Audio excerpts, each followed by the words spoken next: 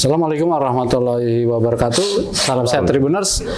Masih bersama kami dalam program Dapur Kembang Dewan Depok untuk rakyat di Kota Kembang. Mantap istilahnya Dapur Kembang. Masih bersama Bang Ade Firmansyah.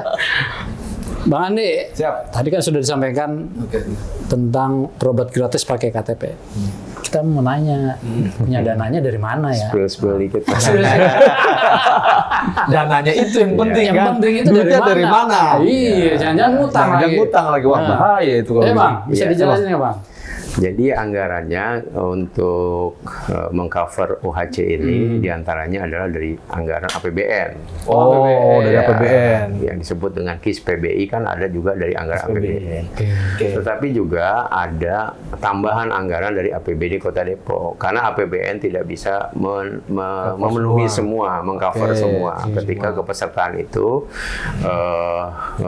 masyarakat Kota Depok itu ingin mendaftarkan, maka akhirnya ditambah. Nah, penambahannya kan hampir 112 miliar ya, kira-kira seperti itu. 112 miliar untuk penambahan jaminan pendaftaran baru untuk jaminan kesehatan nasional. Nah, ini untuk ini mengcover ketika misalkan ada warga Depok, dia punya KIS PBI-nya, terus kemudian tiba-tiba tidak aktif. Nah, dia mendaftar ulang ya ke Dinkes atau juga ke Dinsos untuk mengaktifasi kembali KIS PBI-nya. Nah, kenapa faktor kebanyakan kita mendapatkan informasi nih ya dari Dinkes, kenapa kok tiba-tiba dia nggak aktif? Oh, ketidakaktifannya karena lama sekali tidak dipakai. Gitu. Berarti ya? Salah satunya mungkin Nggak dipakai, nggak bayar kali dia. nggak kepakai kan? Nggak Nggak kepakai. Makanya sih kalau misalkan sudah punya KIS PBI mah ya, sesekali mah gitu ngontrol, cek kesehatan. Gitu. Jadi memang membutuhkan. Tapi kalau ada dua kan indikator nggak kepakai kan? Yang pertama memang dia sehat terus, alhamdulillah. Yang kedua kan ini kan kita bicara jangan selamanya miskin. Ya kan? Mungkin dalam jadi dapat warisan kan? Iya, dalam situasi itu tiba-tiba dulu dia usahanya belum berkembang, tiba-tiba sudah berkembang. Nah, ketika sudah berkembang, akhirnya masuk ke ya sejahtera, badannya sehat, terus kemudian masuk BPJS Mandiri gitu misalkan. Nah, dalam situasinya itu seperti itu. Kira-kira kayak gitu dah. Jadi gitu dananya ada. Bang, ini kan tadi ngomongnya kayaknya yang bagus terus nih bro. Ada nggak kendala bang? Kendala melaksanakan UHC ini gitu. Iya, biar tidak terjadi misinformasi ke publik bro. Karena kan maksudnya gimana? Yang kita ketahui ini orang nih ya, namanya orang mungkin yang di bawah menengah ke bawah lah. Nah, sosialisasinya itu perlu nggak sih datang ke masyarakat, adakan pertemuan-pertemuan gitu? Iya. Nah, itu kan jadi kendala juga tuh ya. Nah, maksudnya ada nggak kendala seperti itu? Kalau hanya di media kan nggak semua orang di media bro. Belum tentu. Tapi coba aja. Cek. Tanya kemarin aja di media. Gimana sih? Itu viralnya berdasarkan media sosial. Iya. Nah, kita tanya dulu sama Bang Ade. Kalau di masyarakat gimana? Ada kendala nggak sih? Masa mau mulus-mulus aja? Nggak mungkin lah. Iya kan, kalau kita bicara Buktinya kemarin. program UHC kan baru ya. Jadi program per 1 Desember 2023. Memang kan dalam situasi sekarang dengan dunia media sosial yang tinggi gitu kan. Kadang-kadang akselerasi informasi itu lebih cepat daripada kebijakan. Betul. Nah, ini kan 1 Desember 2023 dimulai. Tapi kita sudah mendapatkan informasi yang beredar juga di media sosial. Per 8 Desember 2023 keluarlah SE Wali Kota. Nah, ini nomornya saya baca ini, SE Wali Kota nomor 003/9173 Dinkes tentang implementasi Universal Health Coverage atau UHC. Jaminan Kesehatan Nasional di Kota Depok. Per 8 Desember gitu. Nah, makanya tiba-tiba 1 Desember. Terus kemudian ada rilis video Pak Wakil Wali Kota menyampaikan bahwa Depok sekarang sudah ber-UHC. Nah, saya sih positif aja bahwa Pak Wakil mungkin ingin menerjemahkan istilah UHC dengan sederhana. Karena semua warga Depok tidak mungkin rata pemahamannya. Jadi istilahnya sudah berlaku berobat cukup dengan ber-KTP saja. Iya. Gitu. Itu bahasa sederhananya. Betul, tapi Ini kan kan terus kemudian ya wajar lah dinamika, ya enggak tanggapan-tanggapan gitu, paham dah. Gitu. Ya, kalau saya mah Wah, aja baru tahu sekarang. enak datang ke rumah sakit. Iya, gitu. Apa tuh? Ya, ini sih saya sih barangkali dalam kesempatan ini ingin juga memberikan apa namanya, bukan pencerahan atau pemahaman bahwa informasi kita ini harus kita beri respon positif bersama. Ya. Bahwa keputusan pemerintah Kota Depok ini enggak sendiri loh, bahwa ini pemerintahan.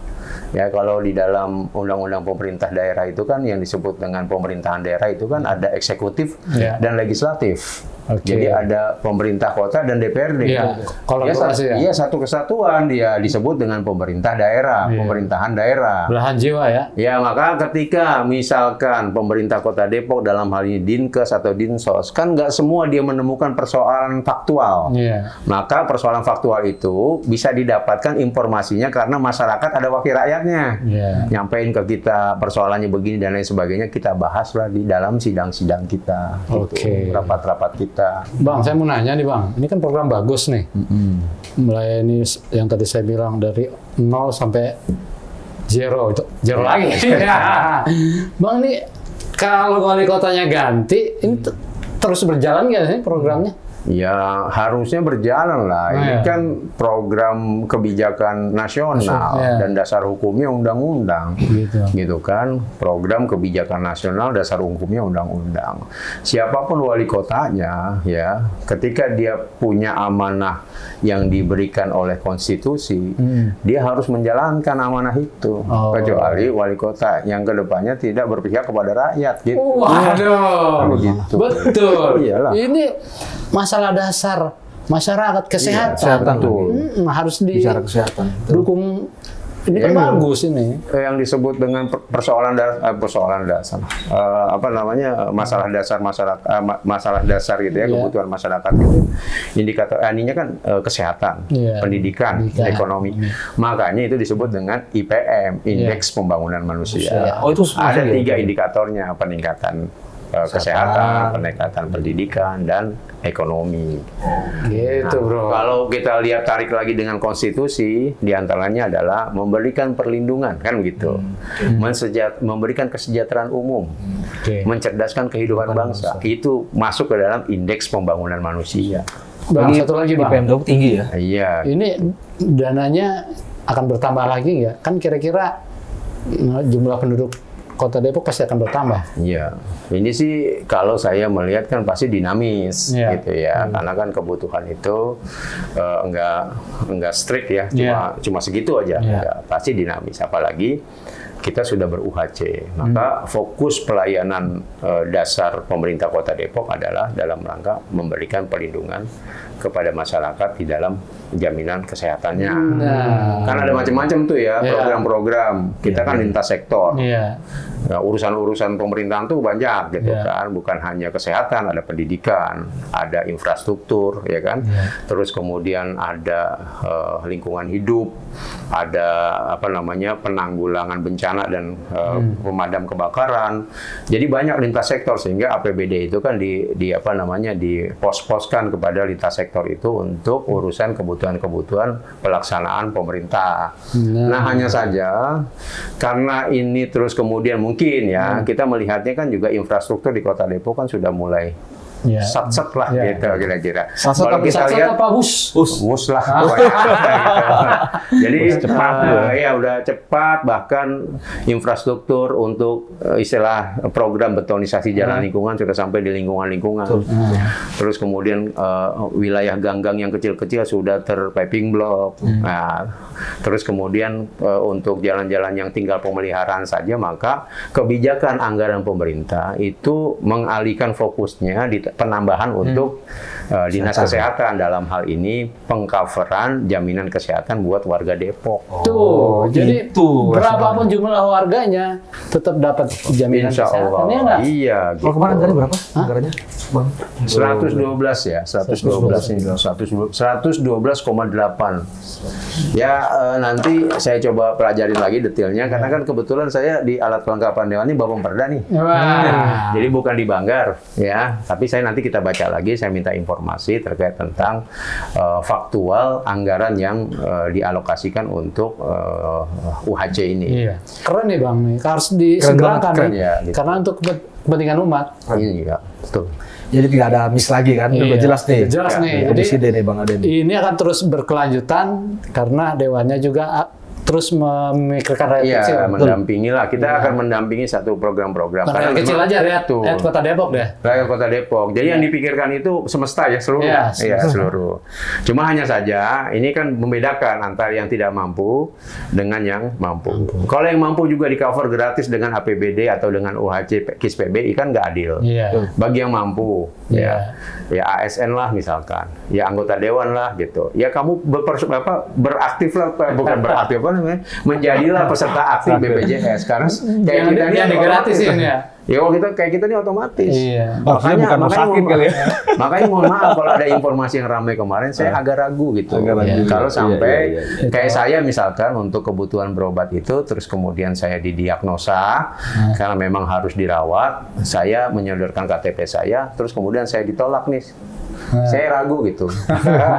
Nggak, gitu. Karena ini program terintegrasi KTP kita dengan layanan BPJS. Berarti yang kemarin itu antara dia dan Tuhan yang tahu. Ya nggak ngerti lah.